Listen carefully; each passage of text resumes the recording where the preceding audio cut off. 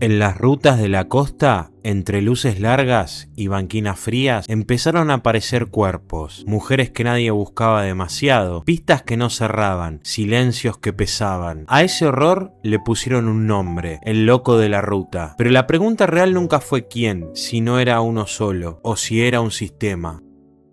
Bienvenidos al canal, ¿cómo están? Hoy vamos con uno de los casos más oscuros y olvidados de la crónica negra argentina, la leyenda del loco de la ruta. Así lo habían bautizado los medios de comunicación. ¿A quién o quiénes serían los responsables vinculados a la muerte de varias prostitutas por las rutas de Mar del Plata durante 4 años? Vamos a reconstruirlo paso a paso y vas a entender por qué este tema todavía incomoda. Si te gustan los documentales de crimen, historia o misterios, te invito a que te pongas cómodo y ahora sí, vamos con el caso. Arranca a fines de 1995 y lo que aparece no es un caso aislado, es el prólogo de una serie. El 29 de noviembre de 1995, a un costado de la ruta provincial 55, encuentran el cuerpo de María Esther Amaró, una trabajadora sexual de 35 años. Había sido estrangulada y sobre su espalda alguien dejó una marca escrita con un objeto cortante. Le habían escrito la palabra puta, dando a entender que no solo era el crimen, sino el mensaje. Acá aparece la primera pista clave. No alcanza con matar. Hay una intención de humillar, de dejar firma y de convertir el cuerpo en un mensaje. Cuando eso pasa, el caso suele ser más oscuro, porque ya no solo es violencia, es poder. El 1 de julio de 1996 vuelve a atacar. Bajo un puente de la Ruta Nacional 226 aparece el cuerpo de Adriana Jacqueline Fernández, una artesana uruguaya de 27 años que también ejercía la prostitución. Estaba desnuda y había sido estrangulada. Las sospechas fueron hacia su exnovio, un hombre con antecedentes, pero no hubo pruebas para sostenerlo, y el expediente siguió como si el caso respirara, pero no caminara. La investigación estaba agarrándose del sospechoso más obvio, pero no cerraba. Se pierde tiempo vital y mientras el expediente se estanca, el que está detrás gana confianza. El 21 de enero de 1997, en la ruta provincial 88, la policía encuentra algo que ya no deja margen de interpretaciones. Un torso y 2 brazos pertenecientes a Viviana Guadalupe Espinosa, una trabajadora sexual de 26 años. El resto del cuerpo nunca sería hallado. Era evidente que la ruta 88 empieza a trazarse como un escenario, lo que quiere decir que él o los asesinos conocían bastante del terreno, por lo cual lo manejaban o lo sentían seguro. Pero esta era la incógnita, no solo de quién era el asesino, sino por qué ese lugar. El 13 de mayo de 1997, otra vez la ruta 88, aparece el cuerpo de María Elizabeth Jiménez, de 27 años, también trabajadora sexual. El cadáver no tenía brazos y presentaba cortes que recordaban a los de María Esther Amaró. La causa indicó que murió por asfixia. Horas más tarde, cuando el cuerpo ya estaba en la morgue, aparece en el lugar un ramo de flores. Los medios hablaron de algo misterioso, como si el asesino hubiera vuelto a la escena, pero la verdad es peor por otra razón. Ese ramo no era del asesino, lo había llevado un fotógrafo y lo dejó como ofrenda. El caso se estaba volviendo un espectáculo, y un detalle falso contaminó la escena del crimen, lo que hacía desviar el foco, pero la realidad ya era suficiente horror, sin ninguna necesidad de construir el mito. El 20 de octubre de 1998, de nuevo, Ruta Provincial 88, cerca del barrio de Las Heras, encuentran las piernas de María del Carmen Leguizamón, de 25 años. El resto del cuerpo nunca aparece. A partir de ahí, el caso deja de ser solo cuerpos hallados. Empieza a convertirse también en personas que se fuman. Entre julio de 1997 y 1999 se registran las desapariciones de 7 mujeres que también ejercían la prostitución. Entre ellas, Ana María Norés, Patricia Angélica Prieto, Silvana Paola Caraballo, Claudia Jacqueline Romero, Verónica Andrea Chávez, Mirta Bordón y Sandra Villanueva. Y estos casos también se adjudican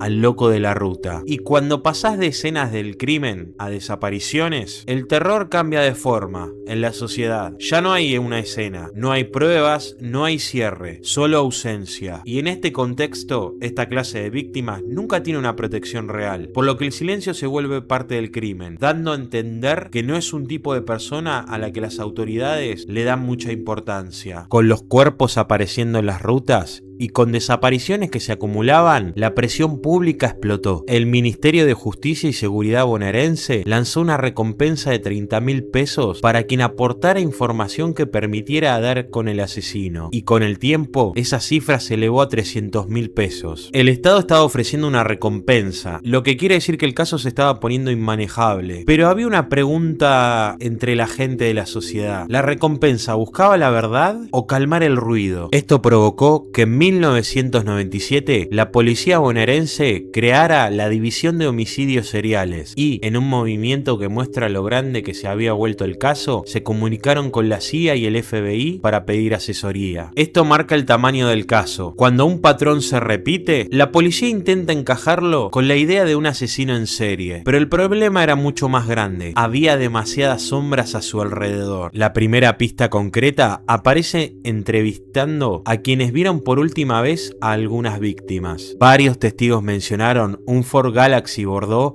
rondando las zonas donde ocurrieron las desapariciones, y al menos 2 casos, los de María Esther Amaró y Ana María Norés, testigos dijeron haberlas visto subir a ese Ford Galaxy antes de desaparecer. Describieron al supuesto asesino como un hombre de unos 45 años, robusto, calvo y rubio. El 26 de junio de 1997, la policía secuestra un Ford Galaxy Bordeaux que era de José Luis Andújar, dueño de una discoteca ubicada sobre la ruta provincial 88. Tras 3 días de peritajes, hallan en la alfombra restos de sangre y cabellos negros. Las pruebas genéticas confirmaron que eran de origen humano, pero no se pudo vincular ese material con las muertes y desapariciones atribuidas al loco de la ruta. Había aparecido el auto con la sangre y algunos cabellos, pero aún así había cosas que no cerraban. Y cuando esto ocurre, solo hay 2 caminos: o la pista era equivocada, o hay un nivel de complejidad de poder que está tapando la verdad, por lo que el caso empieza a volverse un laberinto. El 14 de enero de 1999 desaparece Verónica Andrea Chávez, de 25 años. Fue vista por última vez yendo a su trabajo como guardarropa de un boliche en Mar del Plata. También ejercía la prostitución. Días después, dentro de su casa, encuentran una agenda con nombres y teléfonos de clientes regulares, y esa agenda, según consta la investigación, incluía policías y políticos, y también al fiscal Marcelo García Berro. El juez Pedro Hoff,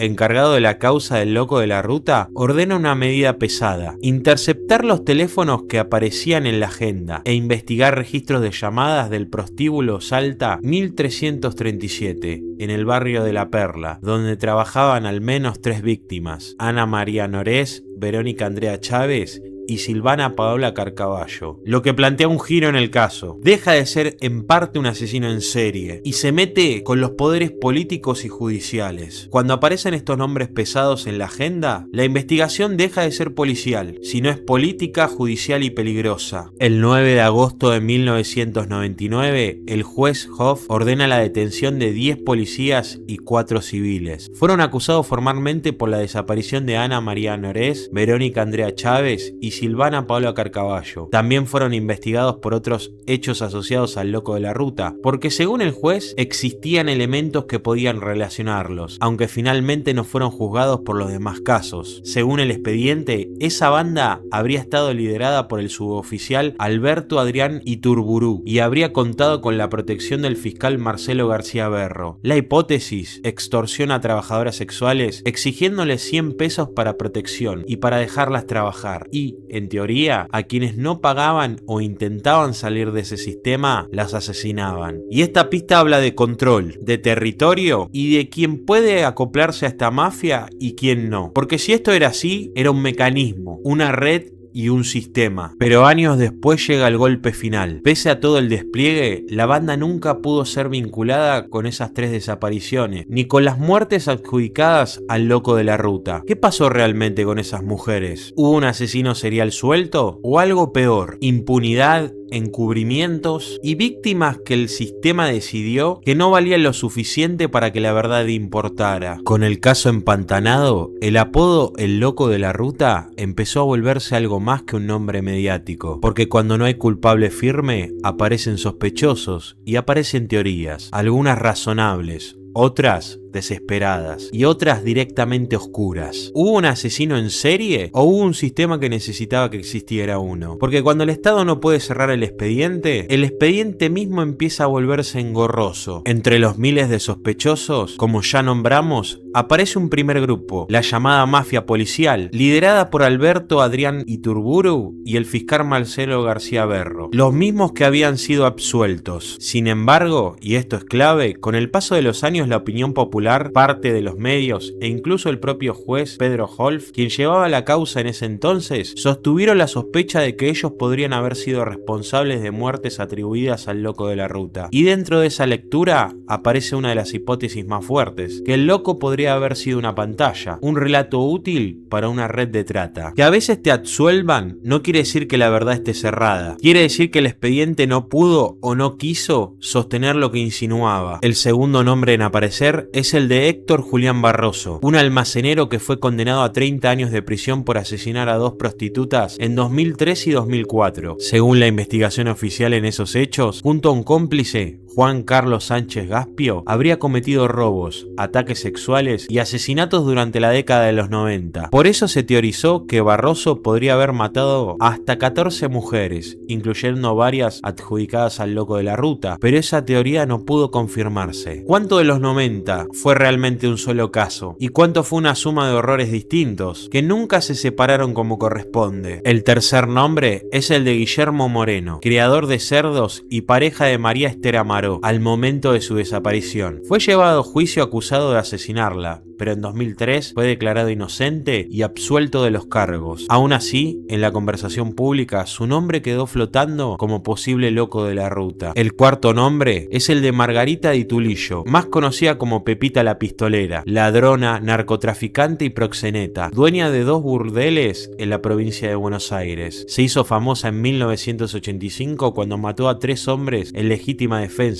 según su versión, en un intento de abuso. Se dijo que pudo ser el loco de la ruta porque 5 de las 12 prostitutas asesinadas trabajaban para ella. Con el tiempo, también quedó instalada otra lectura, que pudo haber sido inculpada por la propia policía. Pero ya hablaremos de Pepita la Pistolera en otro video. El quinto nombre en aparecer es el de José Luis Andújar, dueño de la discoteca Jardín Boliviano, sobre la ruta provincial 88, zona donde aparecieron muertas o desaparecieron varias víctimas. La policía le confiscó su auto, un Ford Galaxy Bordeaux, porque coincidía con el vehículo mencionado por testigos. Además, algunas prostitutas lo acusaron por su apariencia, ya que encajaba con la descripción: un hombre de cierta edad, robusto, calvo y rubio. Andújar siempre sostuvo su inocencia. Los peritajes encontraron sangre y cabellos humanos en el auto, pero las pruebas genéticas descartaron la relación con las víctimas adjudicadas al caso. Y así, el caso queda suspendido entre 2 mundos: la hipótesis del asesino serial y la sospecha de que el loco fue, quizás, una forma de nombrar algo peor, una zona liberada, una red de trata o un encubrimiento que jamás se pudo probar como correspondía. A esta altura del caso, la pregunta no es si hubo horror, esto está probado. La pregunta es qué fue lo que realmente pasó en Mar del Plata entre finales de los 90. ¿Un asesino en serie que cazaba en la oscuridad o una trama donde el poder miró para otro lado? Porque la ética del loco de la ruta nació en los medios, pero después se convirtió en algo más peligroso. Una explicación cómoda, una sola palabra para meter adentro muertes, desapariciones, pistas falsas y silencios. Y acá es donde el caso se parte en 3 caminos. Y si me preguntás cuál es el verdadero, mi respuesta es que ninguno por sí solo explica todo, pero juntos arman el mapa. En la primera hipótesis existió un asesino serial, al menos al principio. Hay investigadores que sostienen que los primeros casos muestran una serialidad clara: mismas zonas, cuerpos abandonados cerca de las rutas, señales repetidas y hasta inscripciones similares en algunas víctimas. Incluso desde adentro de la investigación se llegó a decir: los primeros 5 casos reflejan una serialidad. Después empezaron a meter todos los crímenes y eso empantanó la pesquisa, por lo cual estaban metiendo todo en la misma bolsa, lo que destruyó el patrón, lo que al responsable le dio mucho aire para moverse como quería. En la segunda hipótesis, la de la mafia policial y el encubrimiento, hay otro lado más pesado, que la figura del loco funcionó como pantalla para tapar una organización de extorsión y violencia con policías, proxenetas y conexiones que rozaban lo judicial. En su momento se habló de policías detenidos y de una investigación que apuntaba a una banda que cobraba protección protección a mujeres en situación de prostitución, pero el cierre judicial terminó dejando el caso en una zona gris. Y esta línea es cierta aunque sea en parte. El monstruo de la ruta deja de ser un monstruo solitario y pasó a ser un sistema, una red de trata con conexiones políticas y judiciales. La tercera hipótesis, la de múltiples victimarios o un efecto imitador, que es la más amarga, es la más realista, la que hubo más de un responsable, un primer patrón que parece serial y después otros crímenes colándose en el mismo relato, ya sea por imitadores, por delincuencia común,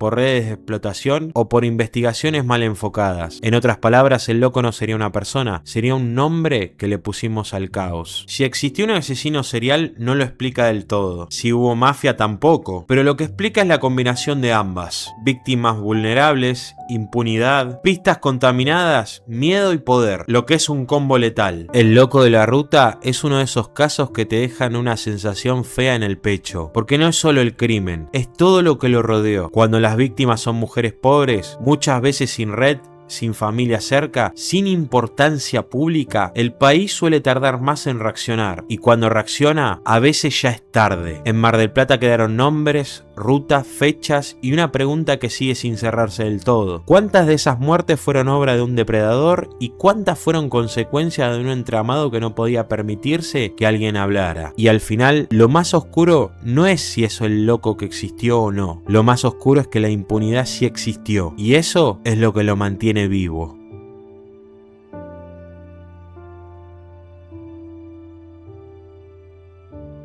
Si te gustó el video, dale like, comentá, compartí y suscríbete para no perderte los próximos casos. Gracias por acompañarme hasta el final. Soy Lalo Cajetilla y nos vemos en el próximo video.